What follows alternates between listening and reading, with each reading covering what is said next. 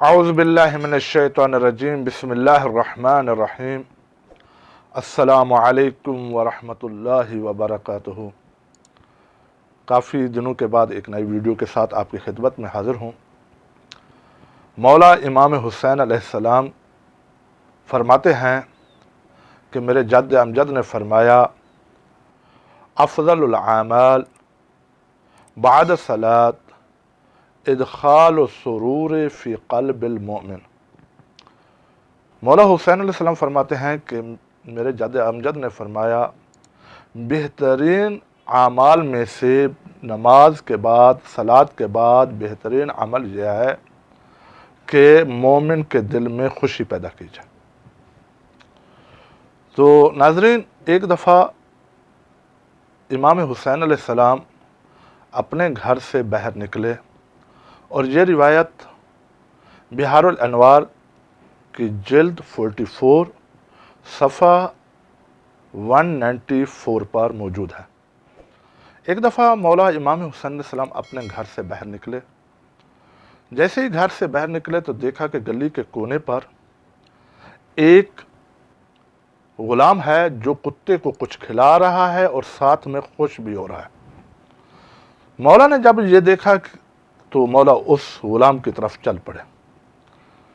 تو جیسے ہی مولا امام حسین علیہ السلام اس غلام کے پاس پہنچے تو غلام احتراماً مولا حسین علیہ السلام کے لیے کھڑے ہو گئے، اور امام حسین علیہ السلام نے فرمایا تو کیا کر رہا ہے؟ تو غلام نے عرض کی یا ابن رسول اللہ، میں اس کتے کی خوشی کو دیکھ کر اپنا غم بلا رہا ہوں۔ امام نے فرمایا اس کتے کی خوشی کو دیکھ کر اپنا غم وہ کیسے، اور تیرا غم کیا ہے؟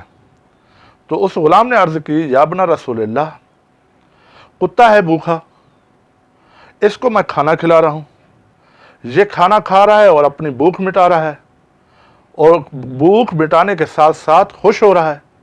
اس کی خوشی کو دیکھ کر میں اپنا غم بلا رہا ہوں۔ اور آپ نے فرمایا میرا غم کیا ہے؟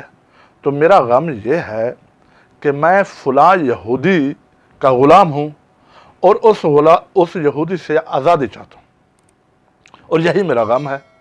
میں اس یہودی کو اپنا آقا کہلوانا پسند نہیں کرتا۔ تو امام نے فرمایا چل میرے ساتھ۔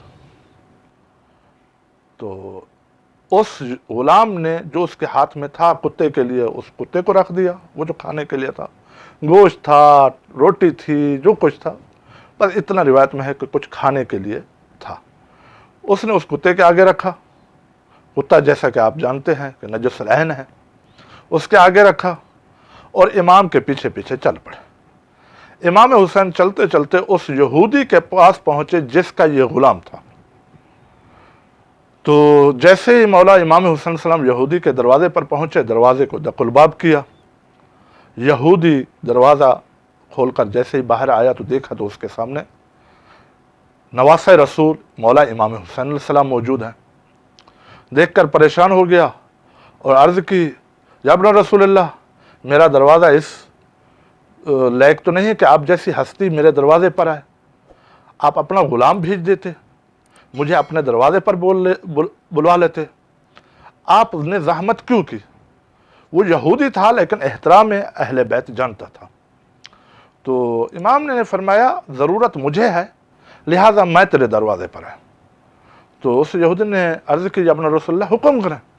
مولا حسین علیہ السلام نے اپنے جیب میں ہاتھ ڈالا، 200 دینار نکالے اور فرمایا یہ غلام جو میرے ساتھ کھڑا ہے مجھے بیچ دو۔ یہودی تھا لیکن معرفت تھا، اور اس نے عرض کی یا ابن رسول اللہ، یہ 200 دینار میں آپ کو واپس کرتا ہوں، اور یہ جو غلام ہے میرا، میں آپ کے ان قدموں کا صدقہ قرار دے کر آپ کی خدمت میں پیش کرتا ہوں جو قدم چل کر آپ اپنے گھر سے میرے دروازے پر ہے۔ آپ کا صدقہ نہیں، آپ کے قدموں کا صدقہ۔ کتنی معرفت والا بندہ! اور اس طرح کے روایت میں الفاظ موجود ہیں، میں اپنی طرف سے نہیں مجاملات کر رہا۔ تو عرض کی یا ابن رسول اللہ، یہ آپ کے قدموں کا صدقہ، میں آپ کو یہ غلام آپ کے قدموں کے صدقے میں آپ کو پیش کرتا ہوں، اور یہ 200 دینار بھی میں آپ کو واپس کرتا ہوں۔ اور صرف یہ نہیں، یہودی نے عرض کیا یا ابن رسول اللہ، صرف اتنا نہیں، میرا وہ فلاں باغ جس کی یہ باغبانی کرتا ہے، جس میں یہ کام کرتا ہے، یہ باغ بھی میں آپ کو ہدیہ کرتا ہوں۔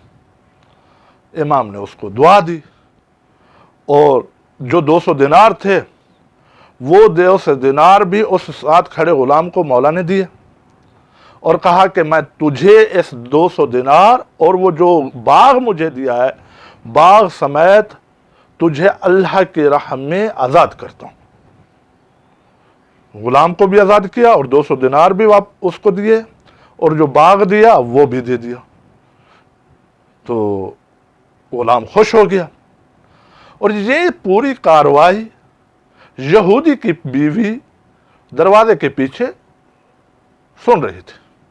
جب اس نے سنا کہ نواسہ رسول ہمارے دروازے پر آیا ہے اور غلام خریدنا چاہتا تھا، اس کے بدلے پیسے دینا چاہتا تھا، اور میرے شوہر نے غلام ان کے قدموں کے صدقے میں مولا حسین کی بارگاہ میں پیش کر دیا، اور 200 دینار بھی واپس کر دیے، اور وہ جو باغ ہے وہ بھی مولا حسین کو ہبہ کر دیا، لیکن مولا حسین نے دیر نے کی، غلام کو بھی آزاد کر دیا، 200 دینار اپنے اس غلام کو دے دیے، اور جو باغ تھا وہ بھی دے دیا۔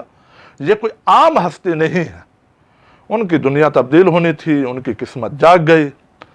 اس کی یہودی کی بیوی نے اپنے شوہر کو، ابھی یہ دروازے پر مولا حسین کھڑے ہیں، غلام کھڑا ہے، یہودی کی بیوی نے اپنے شوہر کو بلایا دروازے کے پیچھے، اور کہتی ہے ہمارے دروازے پر نواسہ رسول آیا ہے، اور یہ ہے کہ آپ نے اس کو نوکر دیا، اور پیسے بھی واپس کر دیے، اور باغ بھی دیا۔ یہ دنیا والے نہیں ہیں، یہ زر کے لیے یہ نہیں آئے، بلکہ یہ واقعاً من اللہ کی طرف سے نمائندے ہیں۔ تو جب اس نے یہ ماجرا دیکھا اور امام حسین علیہ السلام کی عظمت اور کمال کو دیکھا، تو اس کی بیوی نے عرض کی اپنے شوہر کو کہ یہ جو گھر تو نے مجھے مہر کے طور پر دیا تھا، یہ گھر میں تجھے واپس کرتی ہوں، میں نواسہ رسول کے ہاتھ پر بیعت کرتی ہوں اور مسلمان ہوتی ہوں۔ تو یہودی نے عرض کیا، یہودی نے اپنی بیوی سے کہا، میں اتنی معرفت رکھنے کے باوجود میں کیا پیچھے ہٹوں گا، اور تو کیا مجھ سے سبقت لے جائے گی؟ تو کہنے کا مقصد تھا، اس یہودی نے اپنی بیوی کو سمجھا رہا ہے، جب میں نے غلام دے دیا، باغ دے دیا، اور پیسے بھی واپس کر دیے، تو میرے اندر کچھ چیز جاگی ہے تو کیا ہے؟ تو اس نے کہا میں یہ گھر بھی تیرا، میں بھی مسلمان ہوتا ہوں۔ میاں بیوی، مولا حسین ابھی دروازے کے باہر کھڑے تھے، وہ میاں بیوی آئے، وہ مولا حسین السلام کے ہاتھ پر اسلام قبول کیا، اور عرض کی یا ابن رسول اللہ، آج ہمیں کفر سے جنت کی طرف، اسلام کی طرف لے آئے ہیں، آپ کا شکریہ۔ بس میں آپ کو یہی اور اپنی یہ جو گفتگو ہے ختم کرنا چاہتا ہوں، ایک میسج دینا چاہتا ہوں، کیونکہ آج کل ہر جگہ غربت، کرونا وبا کی طرف وجہ سے ہر جگہ جو سفید پوش بھی تھا، اب وہ بھی غریبوں کے صف میں کھڑا ہے۔